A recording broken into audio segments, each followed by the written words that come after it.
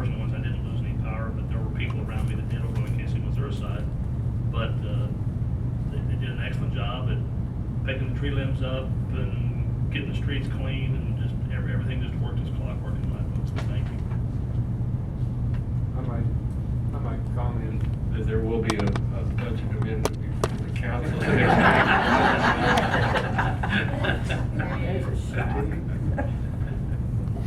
I'd just like to echo Mr. Councilman Forrest's comments.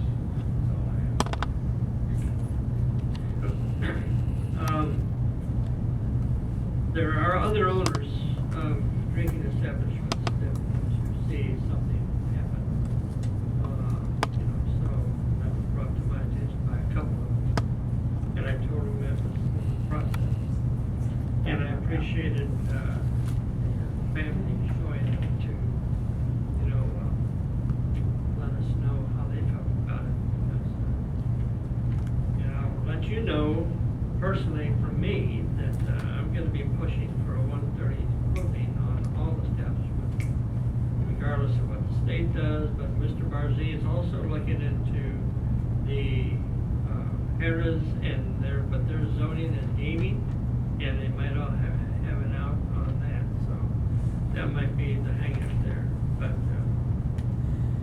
we went to 3 o'clock because the state allowed it years ago, and nothing happened good after 10:30 most of the time. So. And then I'd like to thank the city for continuing to pick up debris from the storms, and some of them are still sitting there.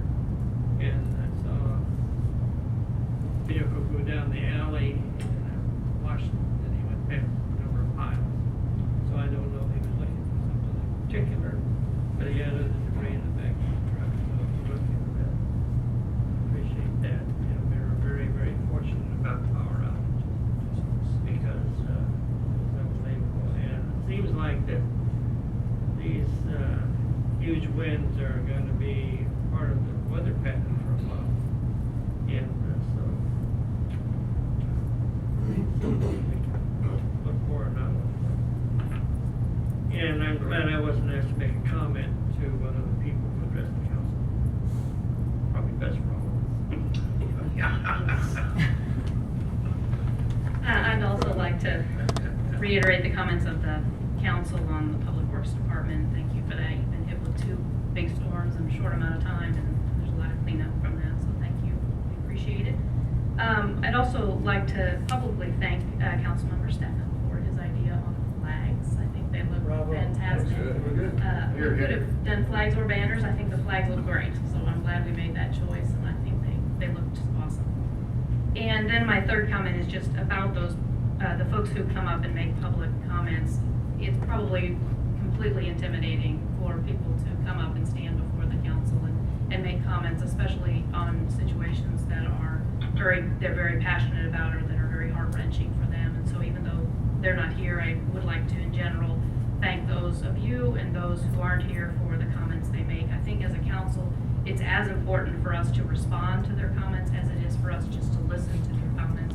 Sometimes even saying what they need to say and knowing that they have an audience that will listen, I think is really probably the most valuable thing we can do as a council and as a mayor. So I would just like to thank those of you who have come up and spoken to the council. We try not to be intimidating, but I would imagine that probably is intimidating for folks to do that. So thank you.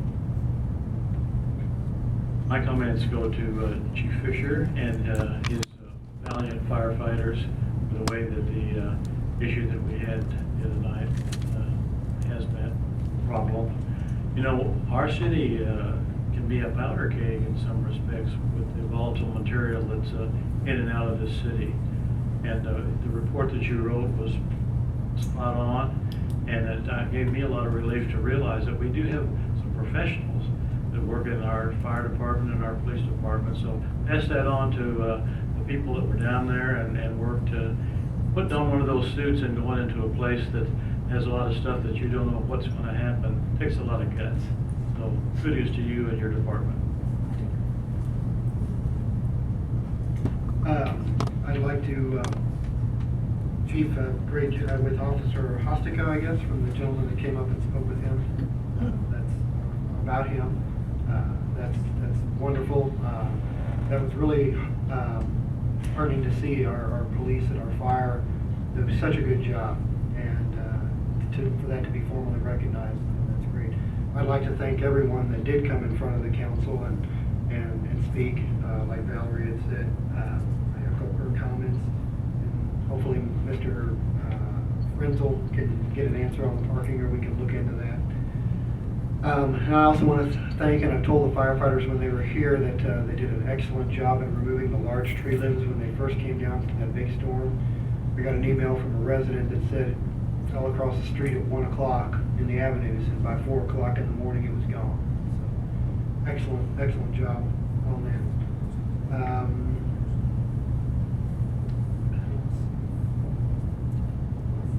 Oh, and I'm glad the dog park's being used, and I like I said before, I think a lot of residents use it, or a good portion of them do. So that's all I got. I'd like to compliment the city crews too on their cleanup. I did call, I think, and talk to somebody. Yeah, I did. That after the storm, though, we got some very large trees. This be pretty bad now. And if they come uprooted, and I think whoever I talked to said that they would check it out, and I named a particular tree because I see it. And I know there's going to be a problem for some of the residents because the ones I'm talking about is really old and big, and they're in backyards, not front yards, so they belong to them. But they, I think we should reevaluate the neighborhoods and see if there's dangerous trees from this storm. It could fall easily now. And I want to make sure everybody knows that I didn't disagree with everything that Mr. Frenzel was his name. If there's a parking problem at the gardens, I certainly wanted to address it and see what we could do about it. I didn't like his opinion. He's a very opinionated person, as you heard. He just more or less let it be known that he kind of gave you the opinion that nobody wanted that park. We built it without everybody wanting the dog park, and he's wrong. And he's talking about our sins when he's judging us. And I think that's kind of a contradiction too. So it's not what he said, it's how he said it probably. I won't be insulted without saying something. And I hope it doesn't offend anybody when I do come back. That's all I got. I just want to express appreciation to all the city workers on the cleanup of debris. I was one of the individuals that was without power from Friday until late in the afternoon Sunday. The city people did an excellent job on that. The second thing is I would just expressing myself, I would be in favor going forward on almost all the bars, not maybe except no one closing. I think it used to be 1:30. I mean, 3 o'clock is way too late. And last thing is,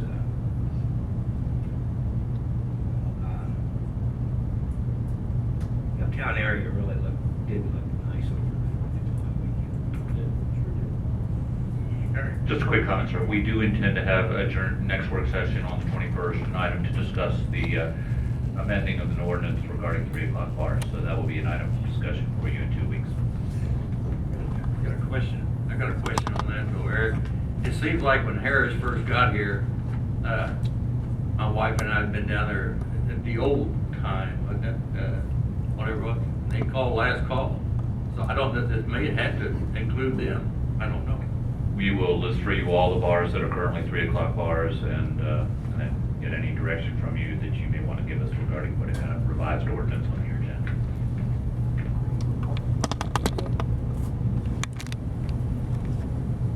Really, I think I agree with everything that you guys talked about. May leave, Rick.